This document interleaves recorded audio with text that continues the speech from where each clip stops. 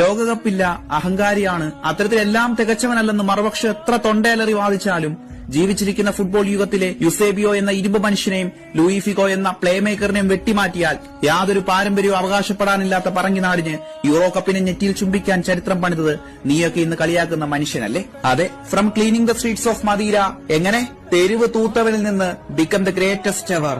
പല വൻകരകളുടെയും മനുഷ്യജന്മങ്ങളെ അസൂയയോടെ അഹങ്കാരത്തോടെ നോക്കി നിർത്തി ലോകം വാഴ്ത്തപ്പെട്ടവന്റെ കഥ. 2 പതിറ്റാണ്ടോളം ആരാധകരെയുമല്ല തന്നെ പുച്ഛിച്ചു കൂടെ നിന്ന് പരിഹസിച്ചവർക്ക് മുന്നിലും 2026 ലോകകപ്പോടെ അയാൾ അവസാനിപ്പിക്കും.